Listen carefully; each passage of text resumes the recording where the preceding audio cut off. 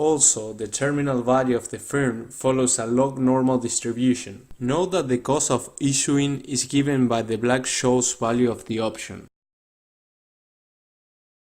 Table 3 shows up the results from the calibration exercise. Rho represents the relative risk aversion and CE is the cost function. First, note that the typical firm grants options equal to approximately 1 year of salary, though large firms in column 4 grant 3 years of salary to new middle managers. Note, however, that middle managers typically own a very small fraction of the firm. On the other hand, a small firm makes modest option grants to middle-level managers. Since the higher the risk aversion of the employee, the higher the marginal cost to the firm of using option-based pay, then the higher the additional productivity should be to justify the issue of stock options to middle managers. The first calibration: for large firms, the employee creates an additional $63,500 annually at a risk and effort cost of $22,000 and 2.3 cents respectively. In other words, the model infers that weak incentives must motivate employees to create a large amount of value, which doesn't make much sense. If additional effort will bring some amount of the order of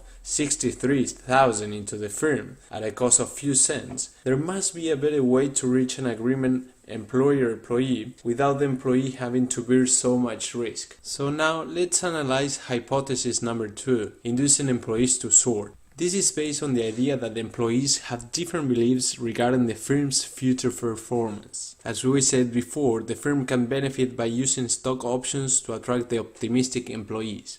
With regards to the methodology used, the authors retain the basic assumptions from the previous section and make new assumptions regarding tax rates applied to 3 types of income. Using the mean and the standard deviation of the terminal value of the firm, they produce combination of levels of employee risk aversion and the employee expectation about the firm's stock returns. Consider the case where an employee has a coefficient of relative risk aversion of 2.5 and expects the firm's share price to increase by 10% per year. In small, medium, small, and large firms, such an employee prefers an all-cash package. However, in a medium-large firm, such an employee prefers salary plus option package because of the tax advantage. Now let's assume that the employee is more risk-tolerant and he or she expects a 25% increase in the stock price. In this situation, the employee will prefer the option package independently of the size of the firm. Then, if optimistic employees are more productive, the firm will strictly prefer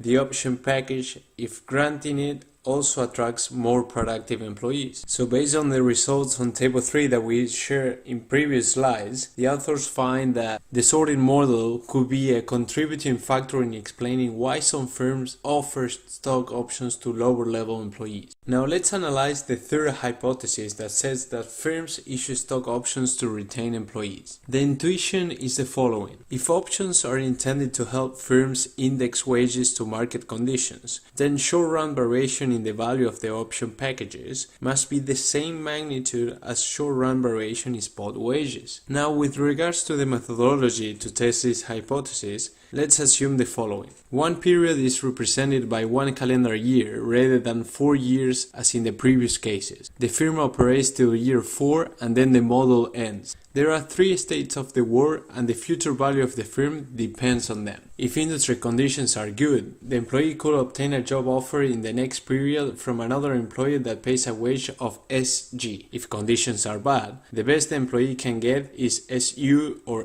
SB. Now, if the firm chooses spot wages as a form of compensation, it pays the employee SU in the initial period. If conditions then turn good and the employee seeks outside opportunities, the firm will have to match the offer and incur in transaction or renegotiation costs to retain the employee. If, in the other hand, conditions turn bad, then the firm cannot adjust wages downward and the employee stays at the firm for 3 additional years at the set wage. Then, the expected cost to the firm of offering the spot wage job is, where K represents the transaction cost and Q is the probability of each state of the war. Now let's compare this to an option-based compensation package consisting of a salary plus N options created using Powtoon.